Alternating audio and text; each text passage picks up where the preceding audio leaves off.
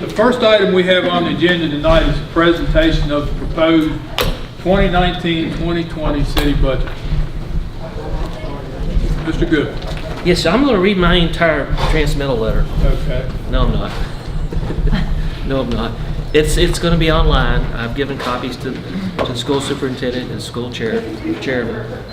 I've given them to the council members, and I'm going to put it online for the public to see and so forth with the whole budget. And that's consistent with what we've done this year in regards to whenever we had a budget work session. Yes. And we've had many. I think we've had 7 so far. From March 5th, March 12th, March 14th, March 26th, April 2nd, April 9th, and April 16th. And we're going to have more work sessions. So basically, the budget in here is for the general fund. We have 4 funds. We have the general fund, water fund, wastewater fund, and solid waste fund, which is the collection of solid waste at our landfill. The total funds is $24,603,934. The general fund is $18,515,550. The different funds for the water fund is 2.3. It's the water fund, $2 million for the wastewater fund, and $1.7 million for the solid waste fund. I don't use exact numbers. I'm sorry, they're in writing, so people can read the numbers and see them and so forth. Just trying to save time. This budget was constructed with no increase in tax rates nor utility rate fees for this year. Your future is going to see tax rate increases and utility rate increases to pay for needed items, some of which we've discussed tonight already. So when you look at the general fund, which is what we tend to focus on, that's the main general governmental funding accounts and so forth. That's all our city departments and so forth, except for water and wastewater and solid waste. We saw an increase of $1,094,830, or 6.28%. Good increase. Well, we didn't get it all. A more detailed explanation is provided to show the general fund revenue show a slight increase of 1.06%, which was $196,758 that we received new that we got to spend on anything we wanted to spend in the general fund. What happened? We have additional revenues for the CSA. Those are categorical funds, just like it has to be spent on CSA. We have additional highway funds, which have to be spent on highways. We also got additional city CSA expense that we have to pay as an expense item. It's not a revenue, but we have to pay it because of the increased revenue of $198,000. So you would subtract the $898,000 from the $1.9 million. That got you the availability in the general fund of only $196,000. The water fund has a very small increase in revenues, and the wastewater fund actually had a decrease due to the fact that we had a large wholesale customer. There had been some billing errors. We found about the billing error. We had to adjust that, and that lowered our revenues for the wastewater facility because we have wholesale customers and so forth. So basically, that's real quick. I'm trying to speed it up. I apologize if I miss anything. You'll be able to read it. City employee compensation and benefits. The benefits package is seeing no increase. We were fortunate to receive no increase in group health insurance. The reason we didn't is because we're small. We're less than 100 members in the health insurance. We have approximately 100 employees, but we have less in the health insurance. Because of that, we're not individually rated. We go into a larger pool. If we'd have been over 100, we'd have seen a large increase. I knew the number, but I've already forgot, but it was a large number increase. We're fortunate to have that be in that larger statewide pool. That was very fortunate for us. We also include a longevity increase for our eligible employees, which is projected to cost the different funds $137,000. One of the comments I have there is I recommend that the city review it. Well, I'm gonna say this. The city can only provide services to its citizens by the work and involvement of city employees. These city employees are the most important assets which a city has in regards to delivering an efficient and valued service. It is important to retain and recruit talented employees to the city. Therefore, The city should strive to maintain a competitive compensation and benefits program. And I had discussed the fact that we're going to be looking at some benefit changes to group health insurance. Saying also, along with the review of the employee's benefit package, I recommend that the city review its current compensation plan and determine how best in the future to provide employee compensation. Your employees are the individuals that get everything done. I don't get anything done.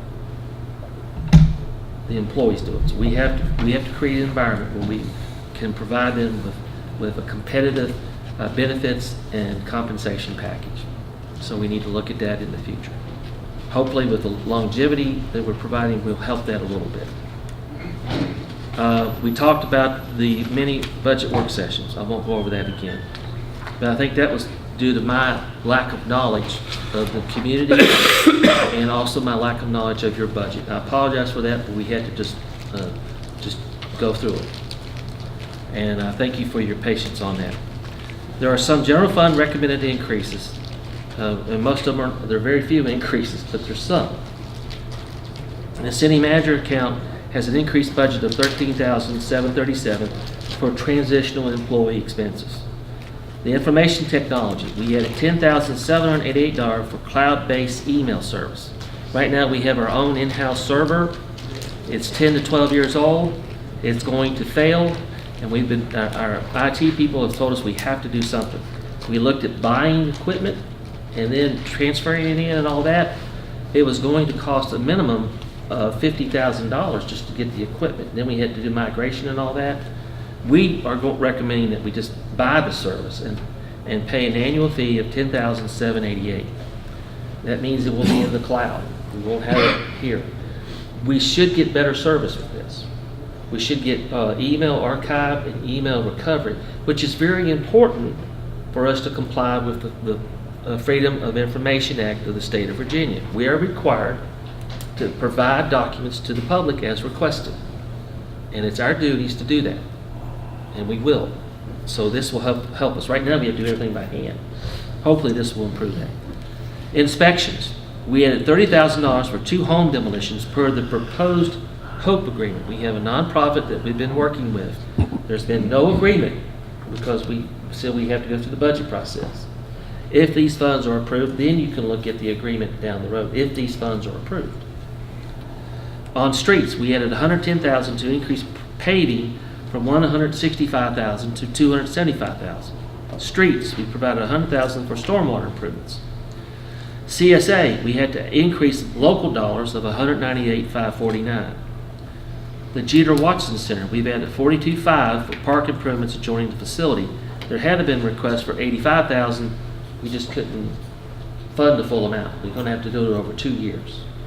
And that's if you approve it. Economic development, we had to add $40,000 to the Allegheny Highlands EDC. The total request will be $82,616. This increase is required because in October of 2020, a major funding source for the EDC they'll stop providing funds. So the city and the county are going to have to pick up the difference. We're going to have to be equal partners. So you will need an additional, I think our total is about $123,000 to $124,000 share. You're going to have to provide additional funds in the FY21 budget in order to meet your objective to be a 50-50 partner of EDC with the county.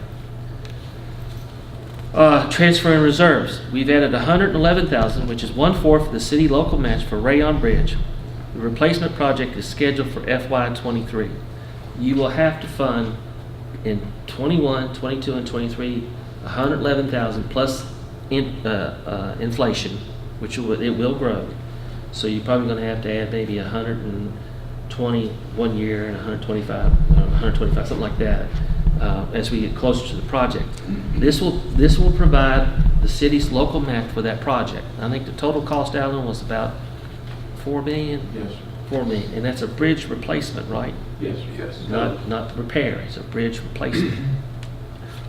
So I don't know how you're going to have to work that out, because that could be a major disruption if we don't work it out properly in the future. Also, transfer reserves. We added $100,000 for city local match to ARC drone zone grant to identify necessary upgrades to the Edgemont building. This is just for the architectural study and so forth, for what needs to be done and development of plans.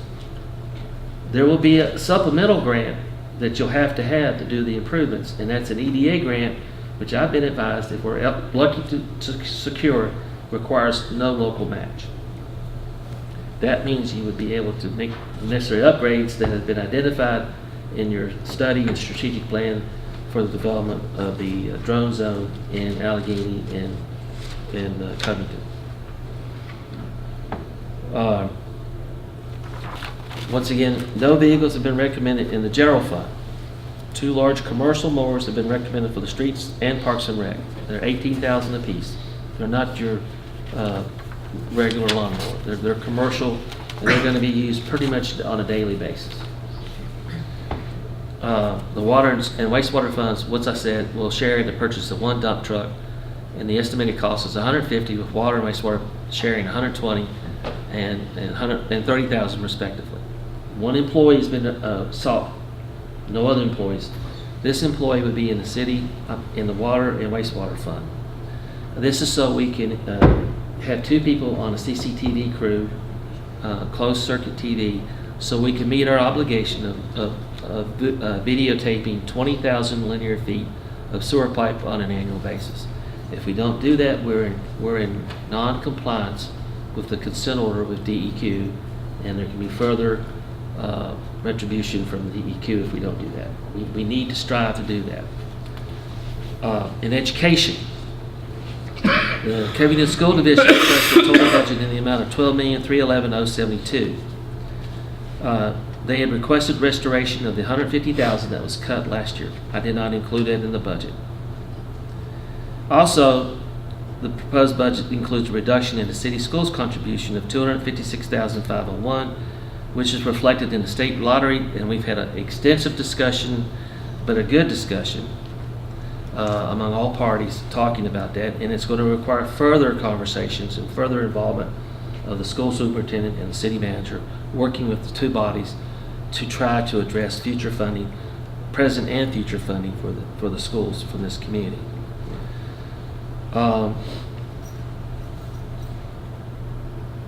They're still in the FY20 budget, based on what I received and what I looked at, is still a $372,220,000 increase of the school budget over from the prior year, and that's roughly a 3.23% increase. And like I said, the school superintendent and I have discussed opening negotiations between the city and school division regarding the funding formula. This should be a topic for future discussions between the city council and the school board, as we discussed tonight. I would hope that we could have another joint meeting soon, so the school superintendent and the city manager can get some further direction as to what we can do to proceed in looking at funding. And when you talk about funding formulas, you're talking about a lot of things. You're talking about year-end balances. You're talking about how you're going to fund capital and so forth. And you're talking about operational dollars. There was a comment that we need to look at joint services, where we would combine services. We need to look at that. We are in the position where we need to look at everything we can do to ensure that we do what's possible to provide a better benefit to the citizens and also the children of our school system. That means we're going to have to maybe change some things, but I think it's something we need to address. And I think that working together in a positive collaborative effort, and not me or you or you versus me or me versus you, but look at it, it's us, we, not them, then we're going to be able to figure out how to work together on that. And that's crucial to the development of the school budgets and so forth, and the city's relationship with the school board and the school board's relationship with the city council. Summary, closing statement, and acknowledgements. The FY20 budget has been developed with no tax or fee increase. The budget is balanced with available resources and represents continued support to maintain current levels of city services. The city, along with many other Virginia local governments, continue to experience stagnant local revenue, with growing demands being placed on the city due to state-mandated cost and infrastructure demands. Whereas the city departments have repeatedly been asked to do more with less, and this challenge has been met, it is growing even more unlikely that this approach can continue. It is growing more difficult with this approach to meet the city's citizens' needs. It is strongly recommended that this council and the new city manager and city staff work together to develop a sustainable finance plan to address growing and new infrastructure demands. The city's budget will have to be scrutinized closely and priorities examined and possibly revised. Where possible, lower service priorities fundings will have to either be reduced or eliminated to provide the necessary financial support to address the city's infrastructure needs. While this council has a financial management plan and pursued sound budgetary practices over the several years, it is necessary that the city expand its long-range planning efforts to create an organizational roadmap to help guide the city's decision-making in meeting this future challenge. That we talked briefly about a 10-year capital plan. That has to include schools in all city departments. It has to reflect the need. We have 4 attachments. I won't go over those. Basically, I will go over them, sorry. Attachment A, comparative proposed budget by functional areas at the department level in the general fund, identifying previous year, request, proposed budget, and the difference. It's a quick summary that you can look to see what people are asking for without having to dig through the budget. Attachment A. Attachment B is pie charts identifying the proposed revenue sources by major areas as a dollar amount and percentage in the general fund budget. Attachment C, proposed budget, which includes all departments by functional area, total budget, debt service, economic development, education, total budget, and future projects. And that's your, what part of a $100 bill do they take up? Attachment D is the approved city school budget as presented by the school superintendent to me. I want to recognize the council's guidance and support during this extended period of budget preparation. I thank you for your assistance. Thank you for your patience. I also want to give a special thank you to the Covington city employees who have continued to provide high quality services as the city struggles to meet the demands and expectation of the city's residents during this difficult budgetary year. Finally, I want to thank each department head and especially David Bryant and his staff for their assistance and dedication during the development of this budget document. So this is the city manager's presented budget. It is now literally your budget.